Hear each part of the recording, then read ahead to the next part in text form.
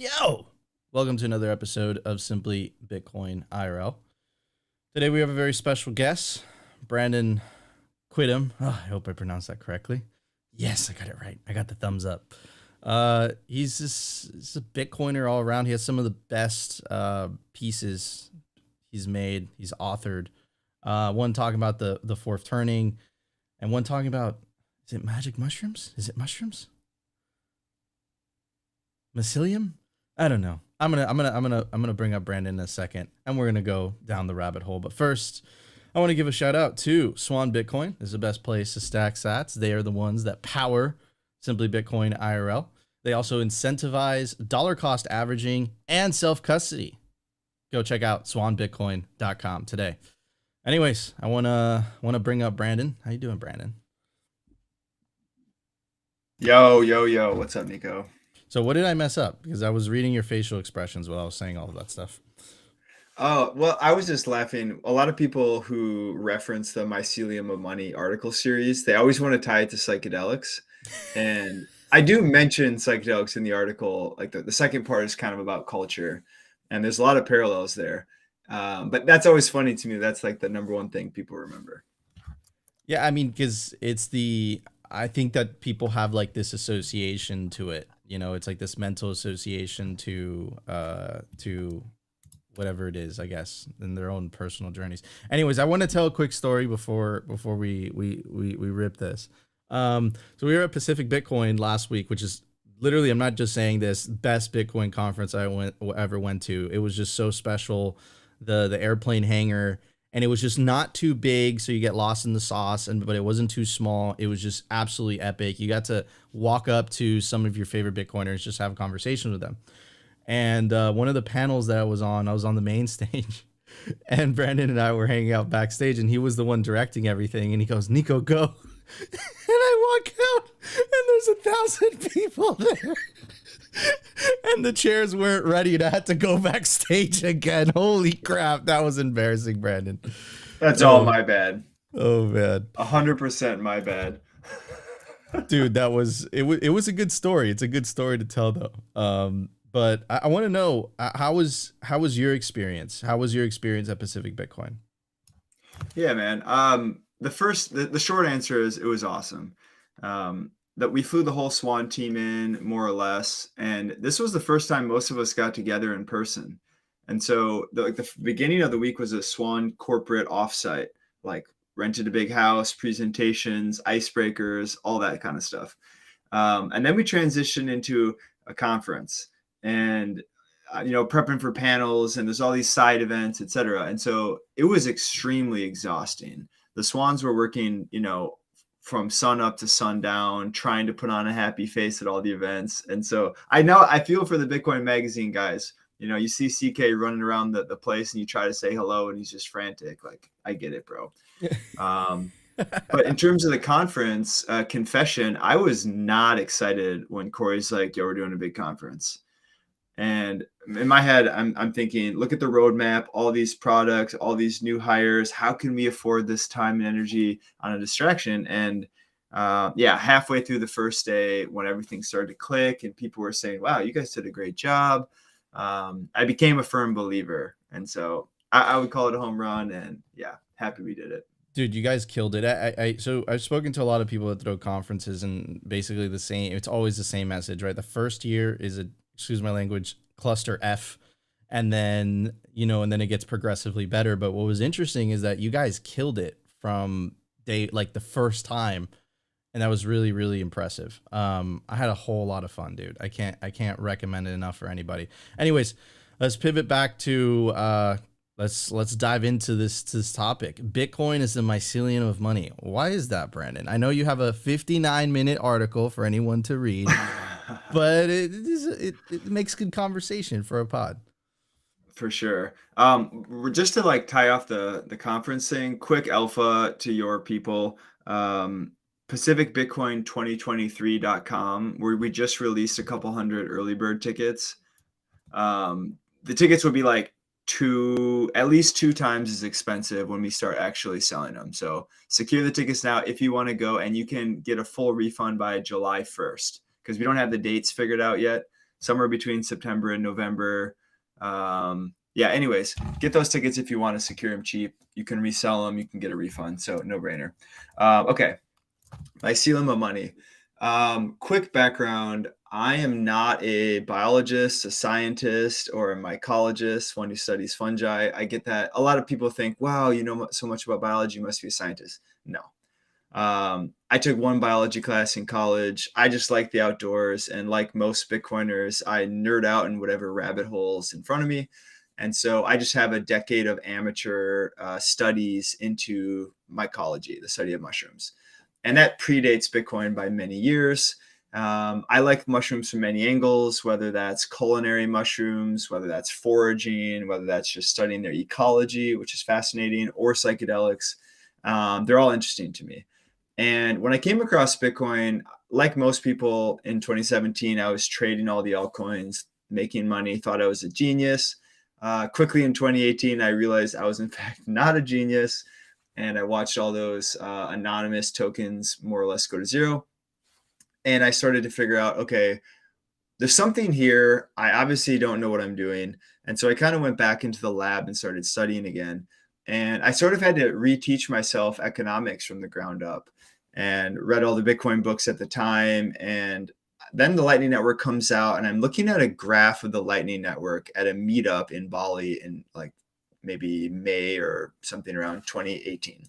And I see this graph of Lightning Network. Many people have seen it. And it looks like mycelium, which is the primary form of the mushroom organism.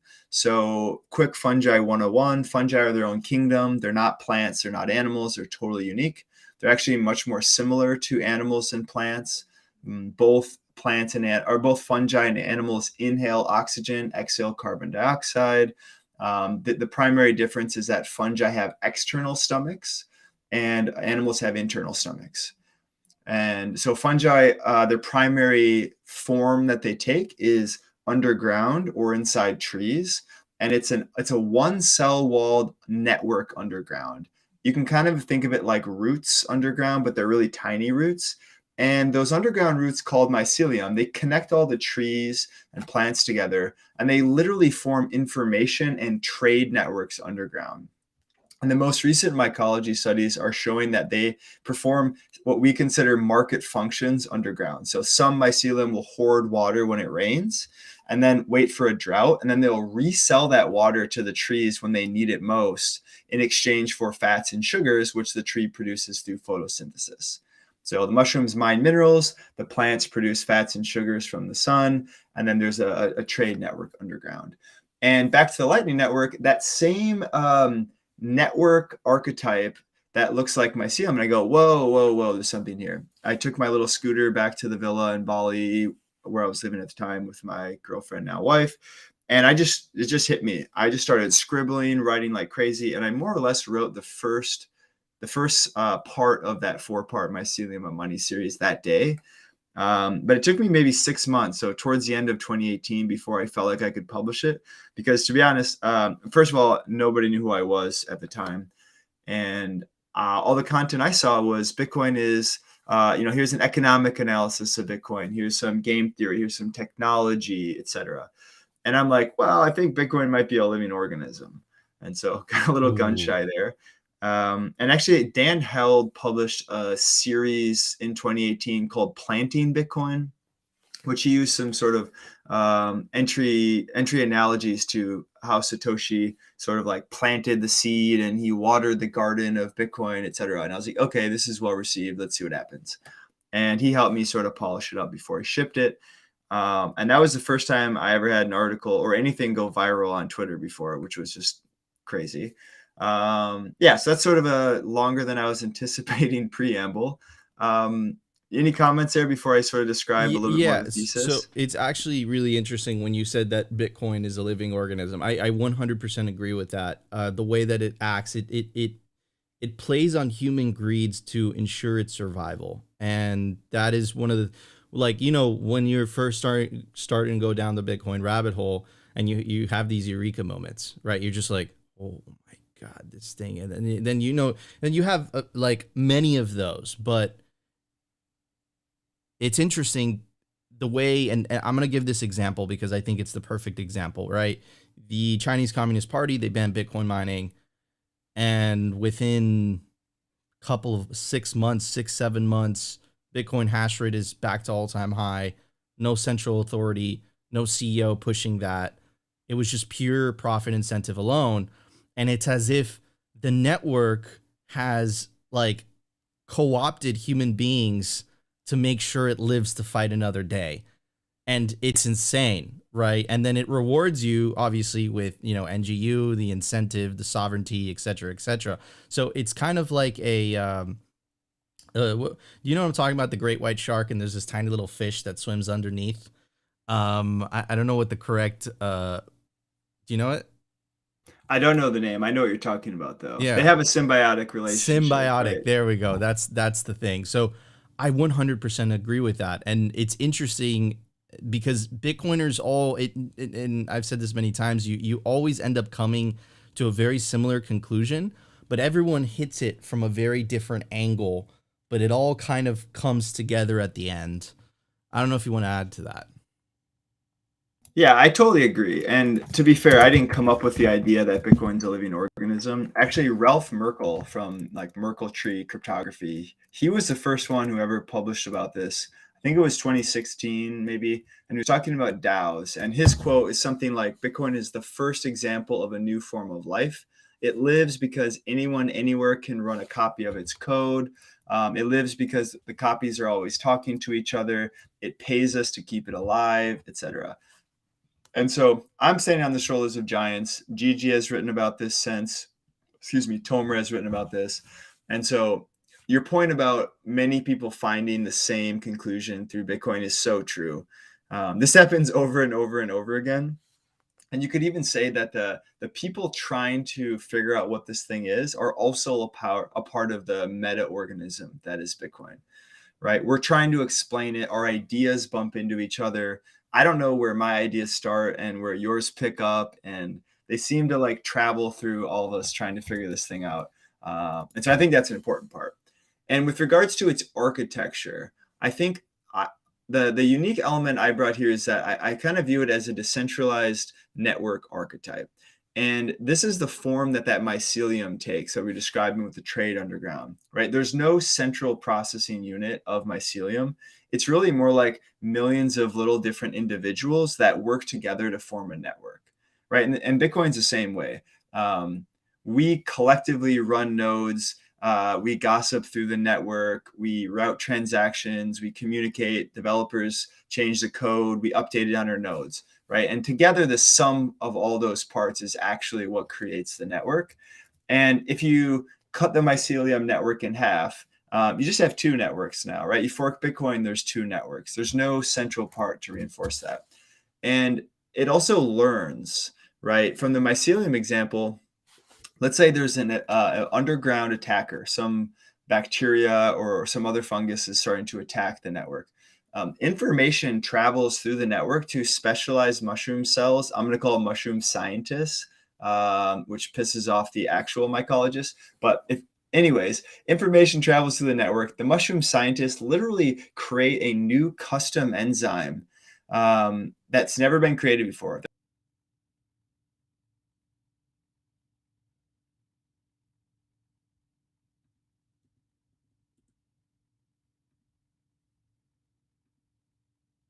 Oh, looks like Brandon might be having some connection issues.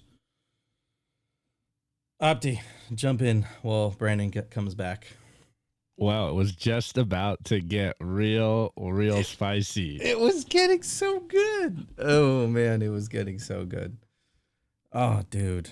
Yeah, no, he was talking about, and it's just interesting because in. Oh, there we go. You're back. All right. Oh no, did I lose you guys? Yeah, but you're back. All right, man. You were literally about to hit the home run. Oh man, let me nuke my phone internet just first. Okay. Do you know where I left off there? Where did you, man? You were saying so many good things. It's hard to pick one. I think you dropped off at mushroom scientists. Mushroom scientists are getting mad. Okay. Yeah. Perfect. So to summarize that, underground, the mycelial network it gets attacked, right? It's a constant biological battle underground.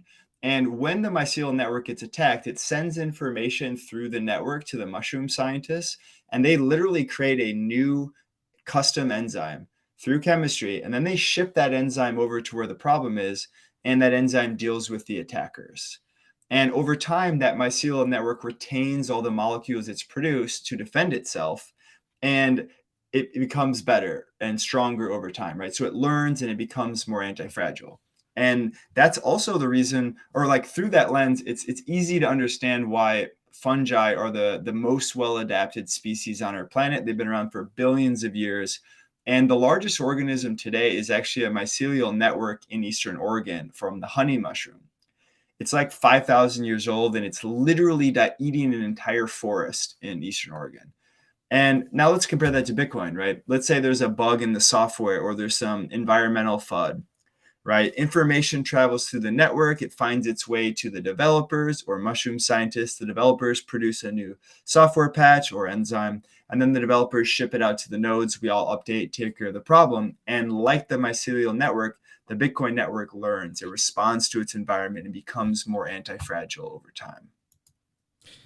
Holy crap. And I love that analogy, because it what else could you compare it to? Like that is the thing to compare it to. And this concept, right, of it's not, you say it in your piece, decentralized intelligence, and that's exactly what it is, because you would say that human beings are kind of the intelligence of it, and then them kind of working together, but there is no central authority kind of dictating where should we go, whatever. It's kind of, there's kind of a battle, and people are like, no, it's this, no, it's that, but the thing just keeps on chugging along as if none of that exists, and it just keeps providing those incentives to keep the human beings captured, basically working for it.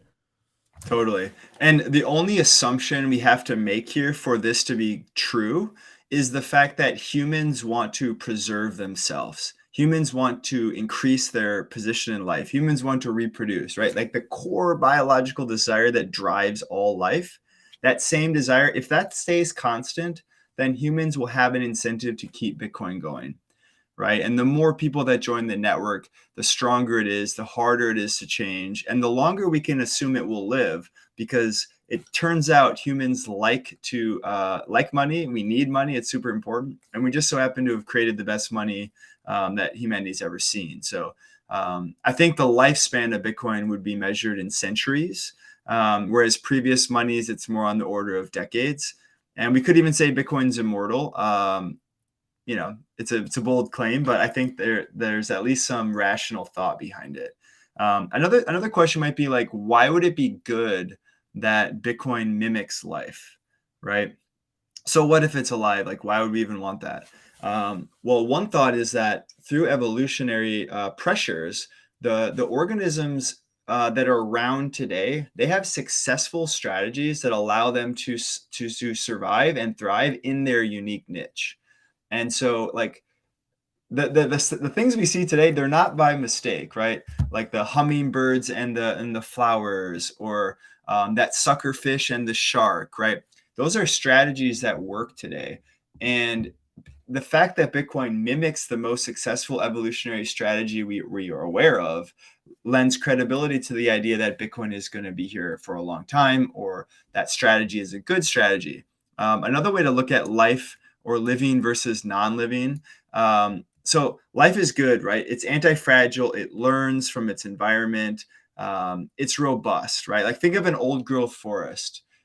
It's more like an ecosystem, and it's very hard to attack compared to, let's say, fiat or something that's not alive. Let's think of just standard wheat monocrop agriculture, right? It's really efficient.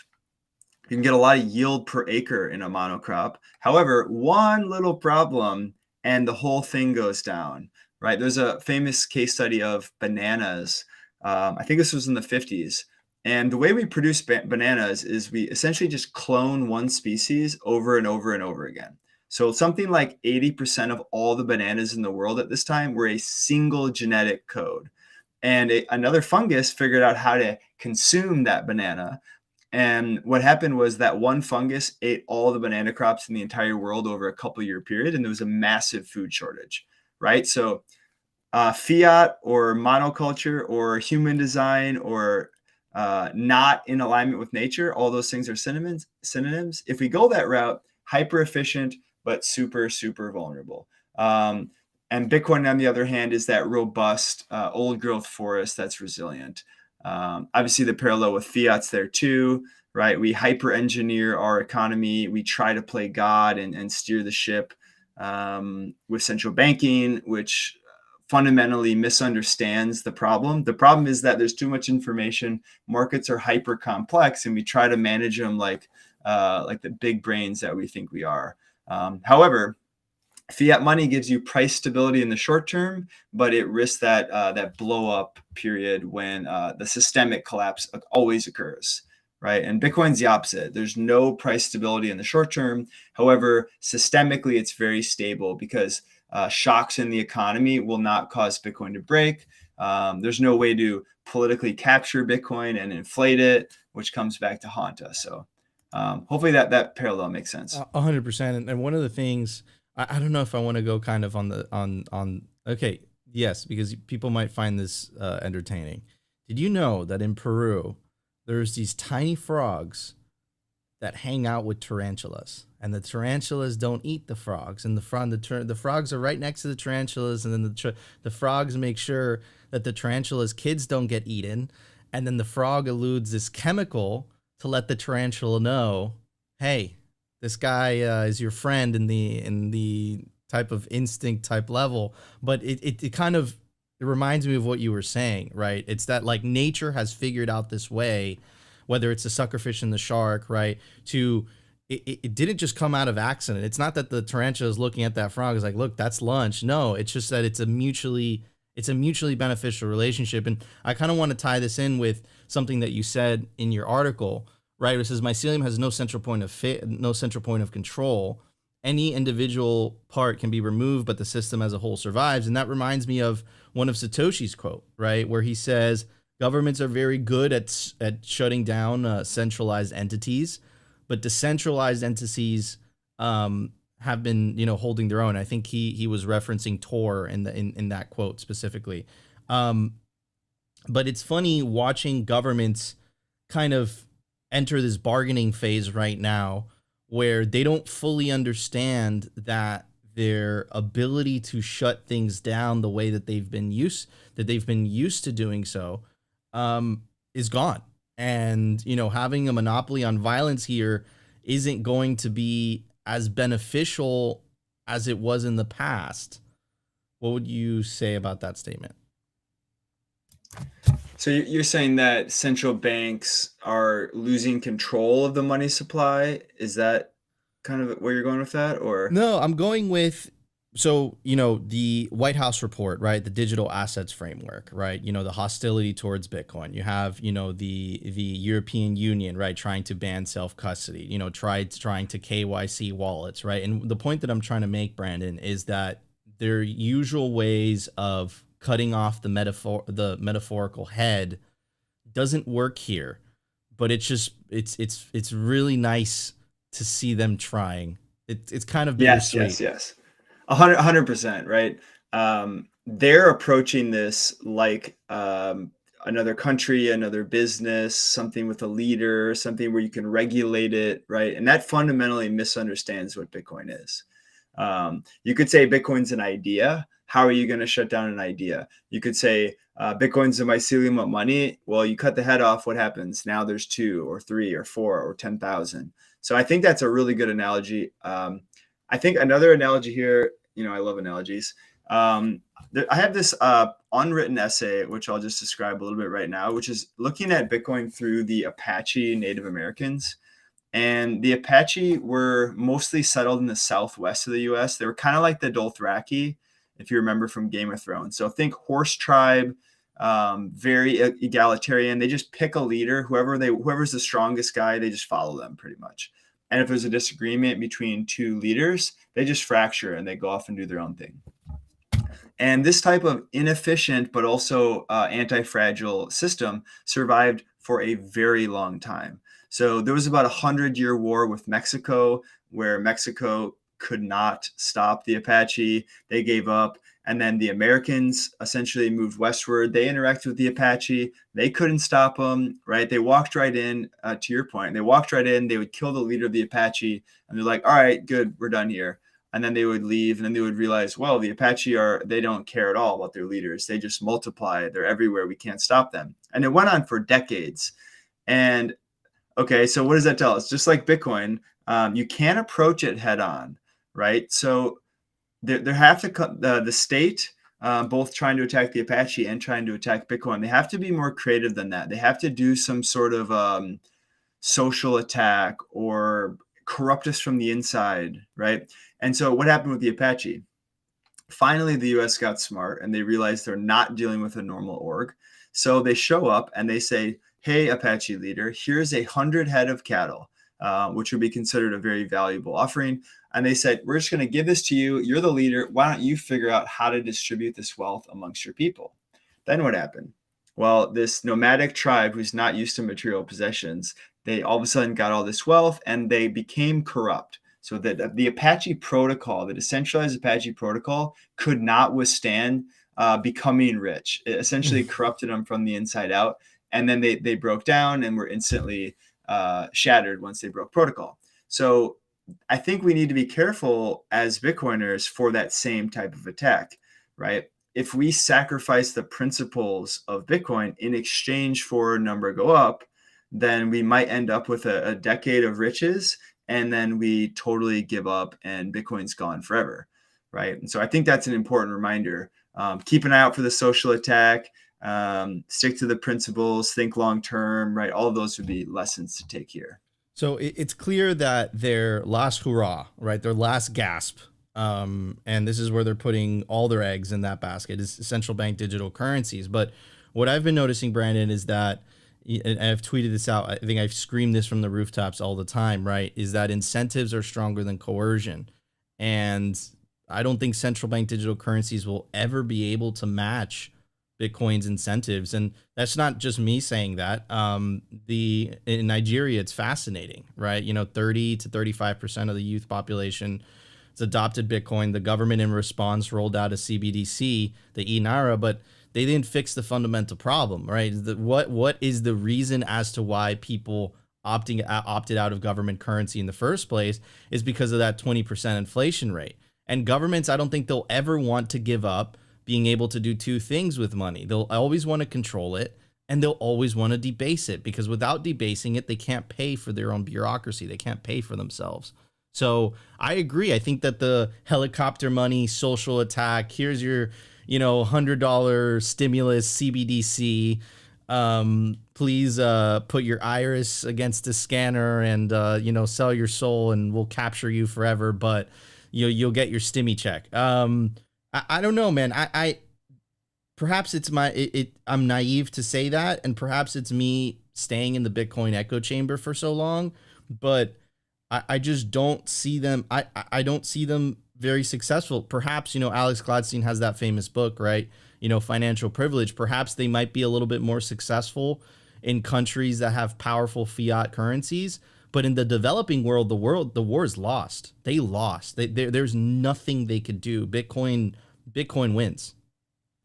Yeah, I think that's actually an extremely good point. So a couple of things. One, I think that in the West, central bank digital currencies on net will be very popular.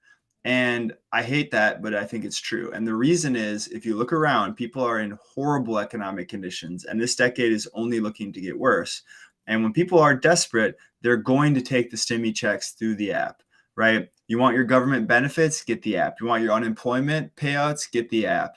You want your electricity subsidy because energy is too high? Get the app. You can't buy food? Get the app, right? And so I think there'll be a lot of people who blindly submit. In the developing world, you're spot on. The trust in institutions there is so gone on average. Some countries are different, but generally speaking, those folks do not trust their leaders, and rightfully so.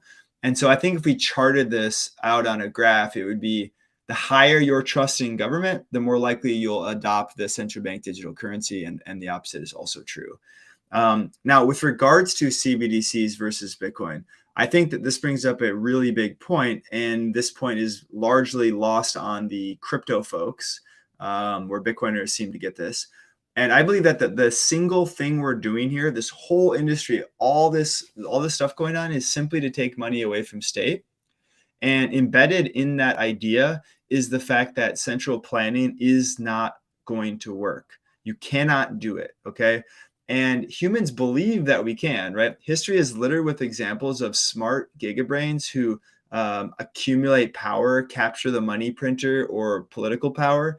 And they essentially think that because they're smart and they have all this experience, that we'll be able to steer the ship appropriately. And it's our responsibility, pat ourselves on the back. But time and time again, we find that it's not possible to do this. Our greed takes over. We make mistakes. Right. For example, right now, if you want to get elected, you should say, hey, I'll give everyone free money if you elect me. And that temptation to promise handouts to the populace is very strong. And that cycle just results in us breaking the money over and over and over again. And Hayek called that the fatal conceit, assuming that we can centrally plan when the answer is we can't. And so rather than embracing this priest class to steer the economy, we should be embracing markets. We should be embracing, markets are essentially decentralized information processing machines who can digest every single individual person's hopes, desires, needs, market conditions, weather, right? Like bad weather in China can change the copper price in Chile, which can make plumbers lose their job in America, right? I just made that up, but things like that do exist. And so it's important that we push that decision making, that information processing to the markets, and have as light of touch as possible from the central planning perspective. And money is the most important foundational layer in that societal stack. So it's most important with money. Are markets perfect? No, but it's the best algorithm we have. And so back to Bitcoin, what it essentially does is it removes the ability to capture the money. And what that does is it sends a signal to all the rich, powerful people who would be trying to take over the money. It says, sorry, you can't change the rules. Okay, well, I guess what are we going to do now? Well, I guess we have to actually produce if we want more value in this world, right? So it essentially de-incentivizes political capture and incentivizes creating value. So it shifts power from the political class to the productive class. And that falls down on everyone. More people produces more value, more innovation, lowers prices, increases quality of life. And it's just that tiny little shift, but I think it will have profound impact long term. No, it's going to fundamentally change the world. And it's funny, we were saying this in the very beginning, right? So you all kind of reach the same conclusion. The way that I say it is that Bitcoin insulates capitalism from politics in a way, right? And I think that's what it fundamentally is. And it's unfortunate because a large percentage of the youth in a lot of these, specifically in the Western countries, they inherently know something is wrong, right? And the system's so broken that they're like, look, it has to be the economic system, which is a tragedy, right? We know that, the alternative, I originally come from Venezuela, right? And the socialism does not work. It breaks every single time, and it's catastrophic, sends everyone to poverty. But in a way, I do empathize with them because I do think that they're right, that there is something wrong. But what both political parties are so smart in doing is that it's like, listen, if we get the Republicans in charge, we will fix the issue. And then the Democrats say the exact same thing. But the entire time, no one's actually paying attention to what the fundamental issue is. The fundamental issue is that as long as that there's a few elite that get to create money for free that everyone else has to work for, the incentives will never be aligned. It will never work. But hopefully, Brandon, and I think we're both kind of in the trenches fighting this war, right? This information war, this war for hearts and minds, right? It's.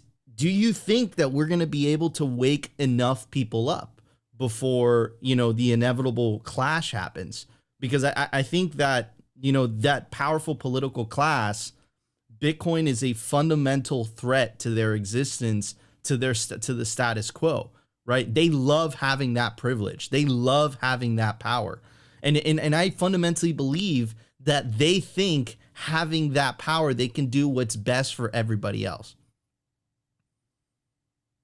Yeah, man, I think you absolutely nailed that. And to underline the point with young people today, right? You look around and you see a bleak future. You see no hope. Young people think that the boomers just sort of like sold the future for their own benefit. The planet's going to die. Capitalism is the problem, right? That's the conclusion. People think we have to get rid of capitalism and go to communism, socialism, something like that. And that is a huge mistake, right? I empathize with how they got there, but it's totally wrong. And I had similar thoughts, full disclosure, 2015, 2016, that time period. I thought Bernie Sanders was the right approach. I made the same mistake. And the real problem is something more like monetary socialism. So a central banking system at the center of economics, or you could call it cronyism or corporatism, right? Where we essentially just prostitute out all the laws to whoever has the most economic power. And that's not markets. That's not capitalism. And my response here is that markets are how value is created. The fact that we can sit on Twitter and complain about capitalism from Brooklyn with our MacBook and lattes, that's because of capitalism, right? Socialism doesn't create value, and it's not an efficient process. So I think we need to be mindful of young people. I think we need to reteach the value of markets.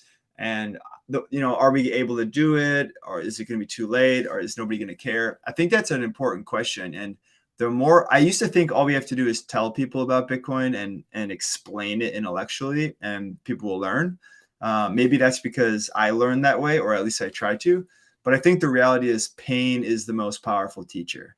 I don't like this, but it is true.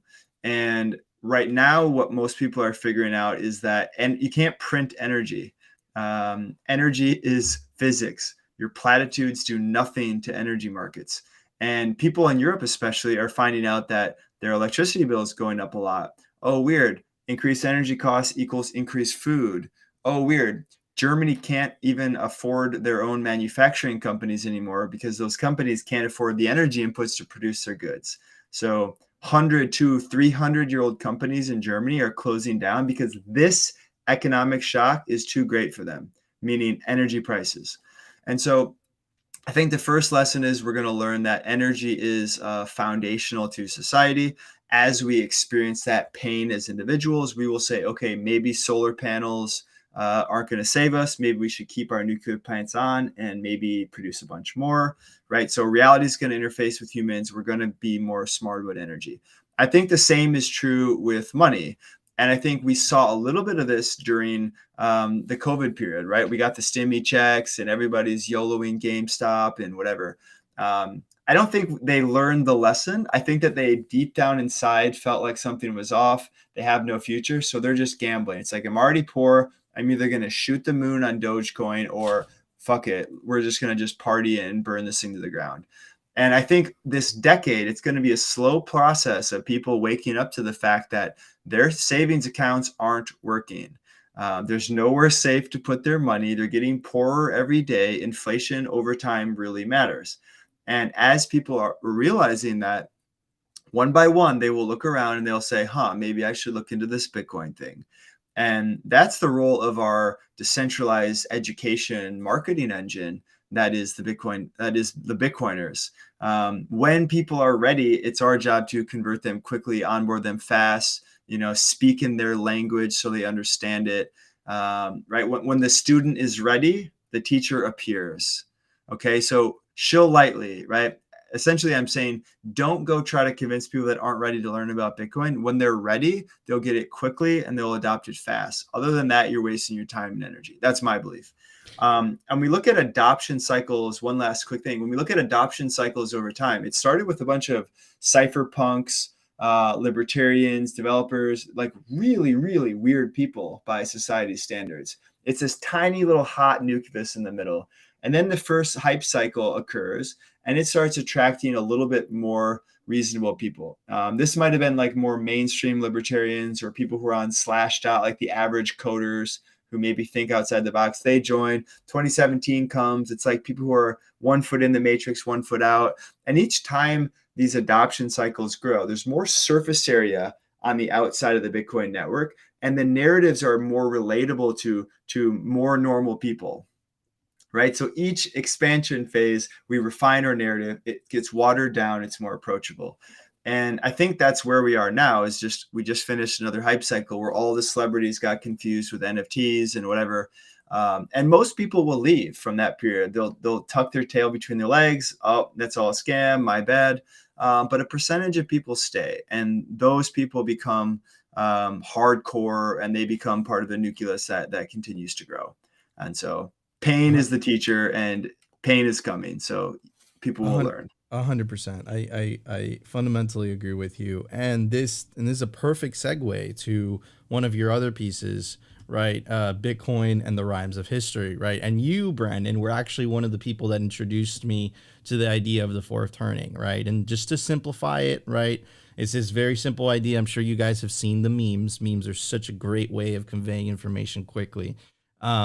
Weak men create hard times create strong men create good times create weak men. And I had the pleasure and privilege to have Lawrence Lepard on the show, and he's a big believer in the fourth turning as well. And he was basically making an argument how the millennial generation, and Brandon, looks like you and I are roughly around the same age, we fall into the hero archetype, right? We are living through weak men have created hard times, and hard times, in my fundamental belief, is that hard times are creating strong men, right? The truth is important. It's not so much about the feelings. It's not so much about, look, this is, the empathy. It's like, look, we don't have the luxury of thinking that way. And unfortunately, I think it's created the time that we are today. And I've talked to Opti about this for many times. We've had this conversation where, in a way, Brandon, our generation is a little bit more militant, man,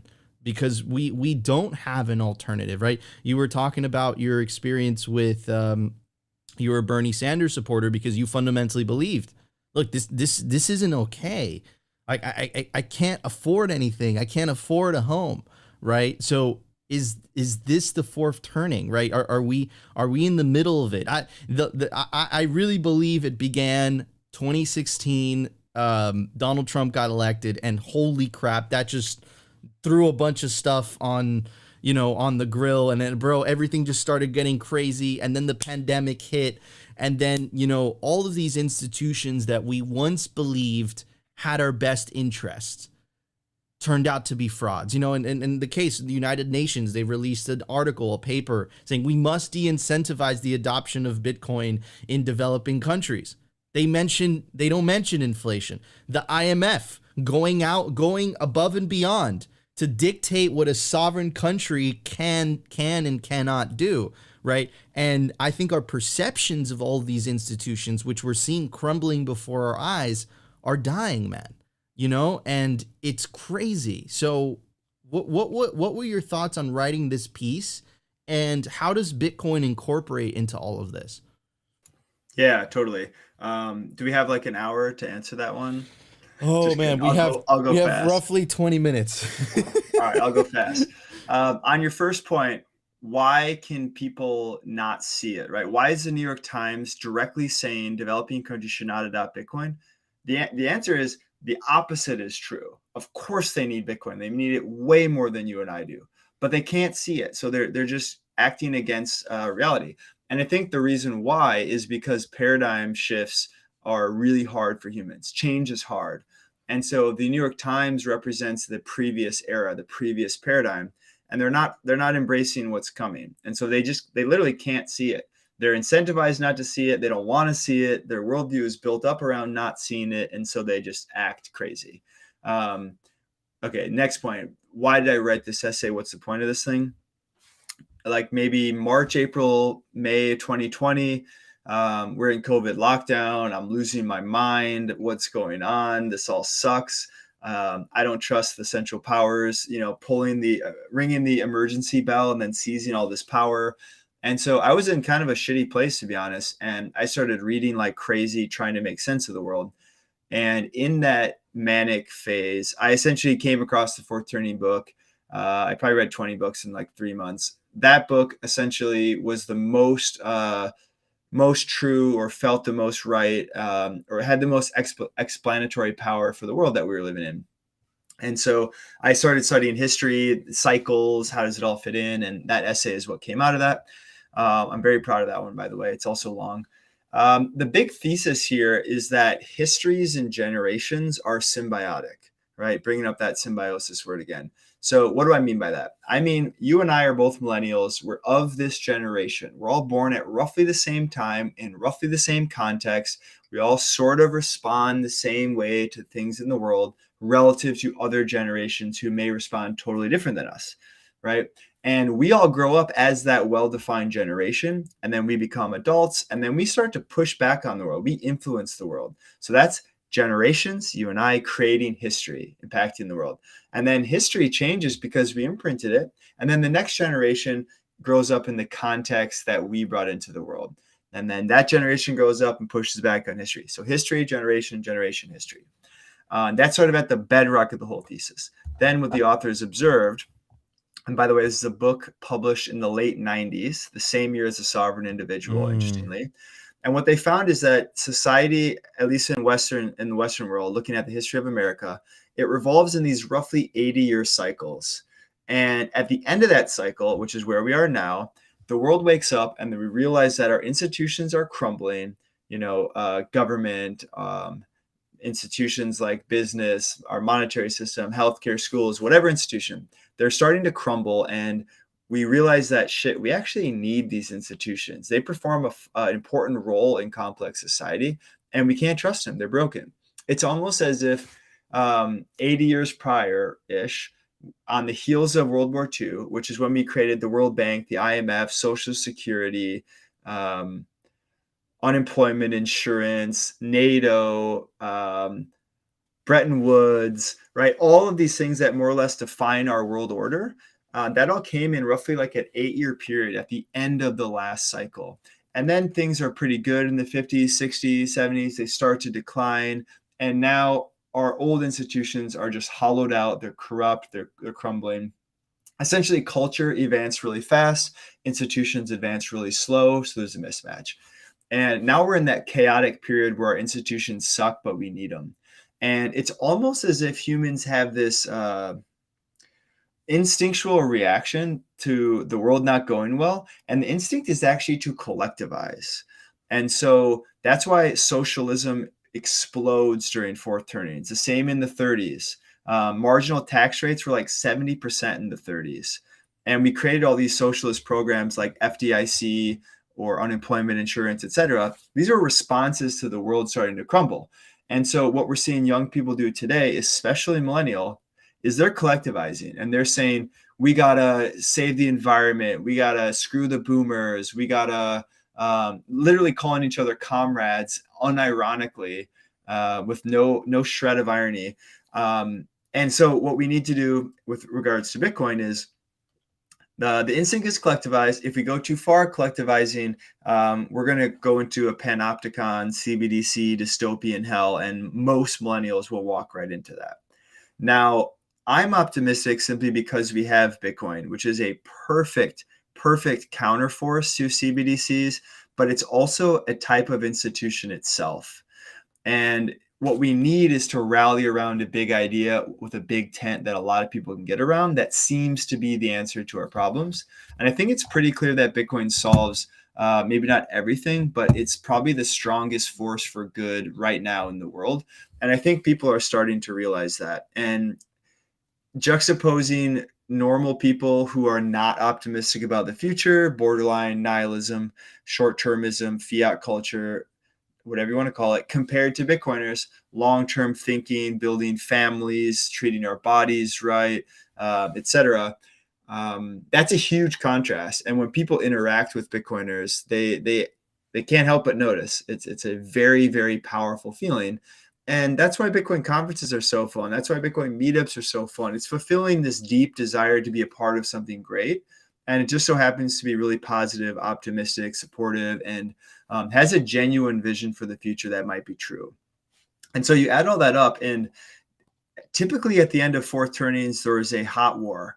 Okay, so we are steering towards ultimate conflict, and that conflict has to be big enough to rally everyone together to make a major change. Then the dust will settle, and then we'll rebuild with new institutions. Previous fourth turning was World War II. Previous one before that was the Civil War. Before that, Revolutionary War. And so the question is, are we going into another hot war? I don't know the answer to that. I think it's entirely possible. Tensions with China or some sort of tensions that occur as we're starting to deglobalize. By the way, we've been deglobalizing for over a decade. And so that's going to cause a lot of issues because the whole global order, all the economies are built on this cheap, lowering interest rates, globalist search for low cost of labor to then allow the developing countries to build our stuff and then developed countries to import the stuff. And that system's all breaking. And so there's going to be winners and losers there. And I think there's a good chance we do end up in a hot war somewhere. However, that's not a guaranteed situation. And I think Bitcoin is a counterforce to potential hot war.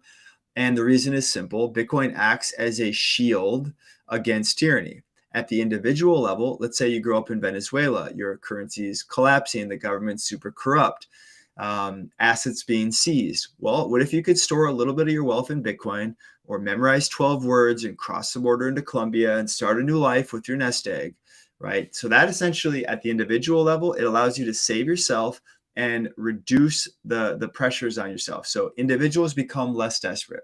Same is true with countries. If El Salvador goes all in on Bitcoin and 5 years from now turns out they're right, they're going to look really good. And that country might leapfrog its competitors because they saved themselves with this tool that's essentially in the new paradigm, right? The old ship sinking, get on the life raft, that idea. And on net, I think that Bitcoin, as Bitcoin spreads, enough people are going to save themselves that the desire to go to war, which should be a last resort, I think that incentive to go to war declines over time. Enter the life raft. Everyone's invited. The more people who join the life raft, the better it is. And that incentive for war declines every time. And so I view this sort of as a race. It's a race to onboard people to a new system before it gets so bad in the old system that we resort to violence. Maybe it's inevitable that we resort to violence, but at least we have Bitcoin to allow people to save themselves. So it's interesting because I said the same thing. I actually asked this question to Mark Moss during the panel, Brandon. I said that, we were talking about a monetary reset, and one of the tools that countries have used for these monetary resets, coincidentally, is happening during the fourth turning, is they use a kinetic war. But the question that I have for you, Brandon, and it wasn't me who said this, I got this off Twitter, but and I'm going to use the example of 2003. In 2003, if social media was a thing, do you think that the United States would have gone to war with Iraq? Because now, right, we're kind of living through this era where the information is being disintermediated. They're freaking out. The Biden administration reacted with Ministry of Truth. You see the fact checkers, they're freaking out. They're losing this monopoly on the information. But at the same time, what's also happening is the disintermediation of money. They're also losing their monopoly on the issuance of money. So is it kinetic? And we all know, right, that, Ron Paul has that famous quote, right? It's not a coincidence that the bloodiest century in human history is the century of central banking, right? Is it possible to have a large scale kinetic war if you have millions upon millions of individuals communicating directly with each other, right? Which is what social media and the internet has enabled. And is it possible for governments to do this also once they start to lose more and more and more of their control on money, right? So is that a possibility? Could this change things? Because I agree with you. If you look at the Revolutionary War, if you look at, the Civil War, if you look at World War II, the government controlled the money, right? And think about it. People got their information from a handful of newspapers, a handful of radio stations, TV stations. Now it's totally different. So that gives me a little bit of hope, but maybe I'm naive. Yeah, I think the line of question is certainly valid and warranted. I think I'll share my opinion on this. So first off, when the state or when anyone gets desperate, that's a recipe for danger, right? You don't want to fight someone who has nothing to lose. You don't want to fight a dog foaming at the mouth backed into a corner, right? They're going to fight to the last breath. And I think what we're seeing with the state is a little bit of flailing, right? I think they're aware that they're losing control of the mimetic game. They're losing control of the money. They're losing control of information. That's one way to look at this. The other way to look at this is that the internet is not acting as a tool for decentralized information right now. During COVID, what happened was the state loaded up the information propaganda machine and it got people to do crazy shit and they believed it. And if you didn't follow along with the latest thing, you were socially ostracized. And they're very successful with that movement. So I think the internet right now is actually at a point of increasing centralization. And I think over time that pendulum starts to swing as we innovate. Like, I think it's always an arms race. The state wants to keep wraps on communications. The people want to keep it free, but it always comes down to technology. It always comes down to asymmetric technology. And I think what we need to do on the information warfare is we need to evolve past these Web 2 platforms. The Twitter fact checkers and the, deplatforming any doctor who said something out of consensus. That was extremely effective, even though it was super obvious to the people paying attention. And we all chatter and we talk in our side groups, whatever. En masse, they own the narrative. And that's fucking terrifying. Sorry for swearing. So I think what we need to do is replace Web 2 platforms with protocols for information, right? This is Jack's vision of blue sky, a decentralized backend with a unlimited amounts of front end. That's the only way to do information that I can see. So if we can do that, then I think we can win back the information warfare. The next question, could we go to war now? The answer is yes. We're at war with Ukraine. We're sending them bajillions of dollars. Ukraine flags are everywhere. And so I would say that people are failing this pathetic psyop. That's what I observe. But long-term, I am optimistic because I think we will replace Web 2. Now, the other question with money, I think it's on the long term, if we take money out of central banking hands and give it back to the people in a Promethean sense, I think that will allow humans to have less mass conflict because the leaders would have to ask nicely to go to war because they can't abuse their money printer. And if you said in 2003, hey, I think the stat for Iraq war was like $50,000 to $60,000 per person. That's what the government spent. If the US says, hey, do you want to spend 50 grand to send our children to a country you can't find on a map and kill a bunch of brown people and you want to vote?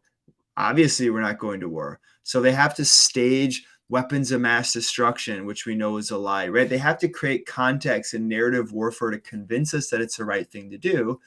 But we didn't know how much it was going to cost, and we would have never signed up if we knew the accounting up front. But on a Bitcoin standard, if the money's out of their control, they would have to say, hey, can we tax you a certain amount to go to war? And as soon as that, right, back to paying as a teacher, that's paying on people's pocketbooks. And then you might do your accounting and you might say yes or no.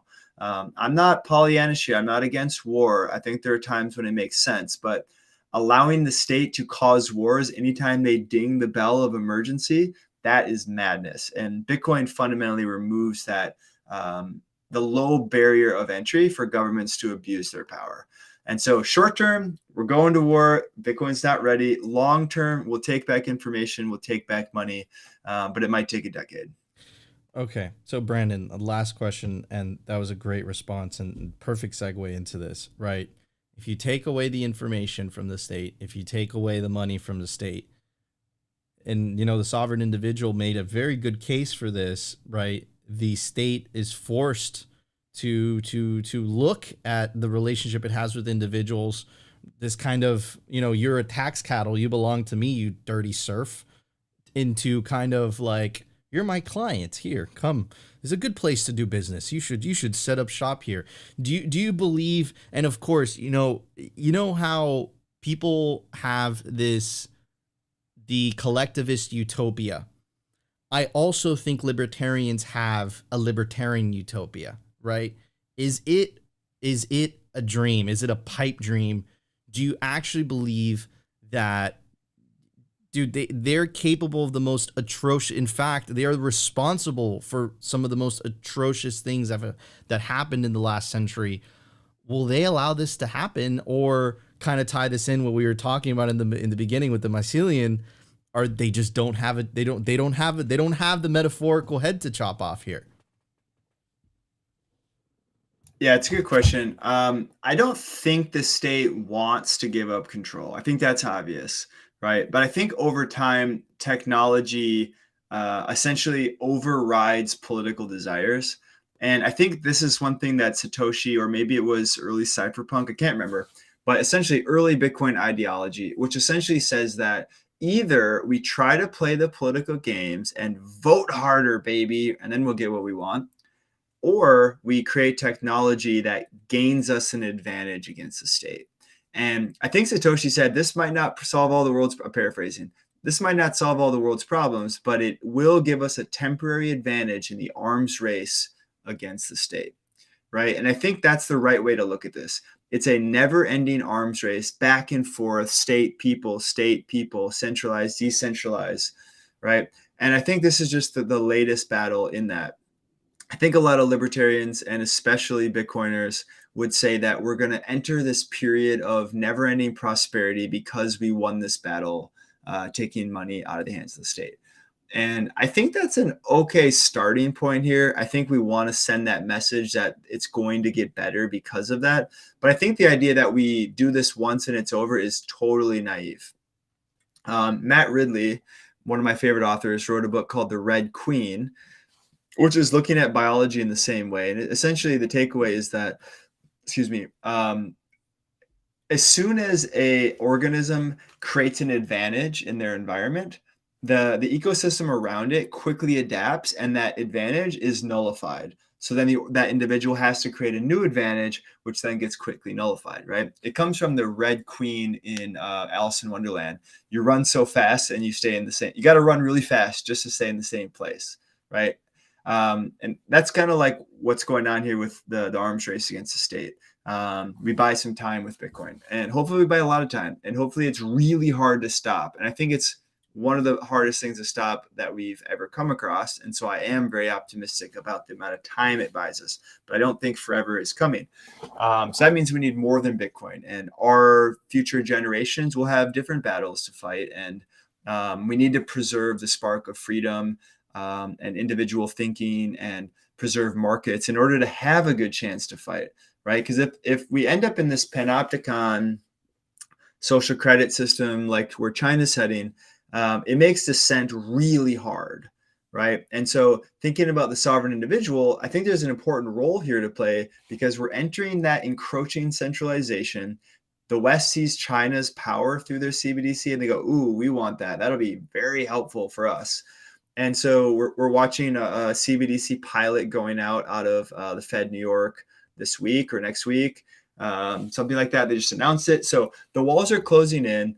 And if we look at the sovereign individual, they're essentially saying that as technology allows individuals to free ourselves from geography, meaning we can work remote, our money's online, our communication's online. We don't really have to be in the US, right? The digital nomad movement is kind of an early example of what's to come. And if that's true, Bitcoiners potentially will be a part of this movement. We might colonize remote territory, throw a nuclear reactor there, mine Bitcoin with the excess energy, give cheap power. It sort of allows us to create startup cities around energy assets that aren't connected to existing political structures. And if that is true, we might go from, let's say, 200 countries to 2,000 countries. And more countries that are smaller, I think, is good. That creates competition, and competition creates innovation. And Matt Ridley, again, one of my favorite authors, in his most recent book on innovation, he essentially studies what makes a nation prosperous. And what he found was that prosperity comes from innovation, and innovation comes from freedom. So the most open and free countries produce the most innovation, and the most innovation produces the most prosperity. What is Bitcoin? Bitcoin is freedom money. Bitcoin literally empowers the individual at the expense of any would-be oppressor. So Bitcoin is a precursor to freedom, which is a precursor to innovation, which is a precursor to prosperity.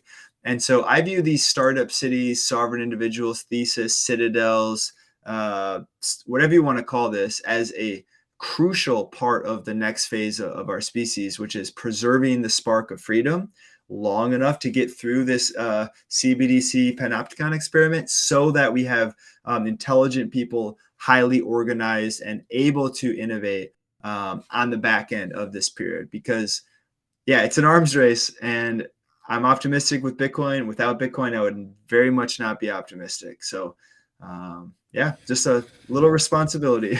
Oof. Yep. And goes to, but at the end of the day, right, Brandon, it's this revolution, this peaceful revolution is not possible without personal responsibility. But I do believe that we do have a good chance. We do have a good shot. We have incentives on our side, and all they have is coercion. And we have to innovate faster than they can regulate, man. And let's see where the cards fall. Anyways, Brandon, this was an absolute honor and a pleasure, man. Thank you so much. Why don't you tell everybody where they could find you and any projects or any things that you're working on nowadays? Yeah, I appreciate that, Nico. This was a great interview. Your last couple sentences were just on point. You can find me on Twitter, BQUITTEM. Otherwise, all my writing is at brandonquittem.com. I run comms for Swan. If you want to get started there, you guys know where to go. Swan.com/Quittem will give you $10 free for creating an account. No purchase necessary. And then we mentioned it earlier, but we're releasing some early bird tickets to Pacific Bitcoin 2023. PacificBitcoin2023.com. Get your ticket there. They'll be sold out probably by Friday, if not sooner.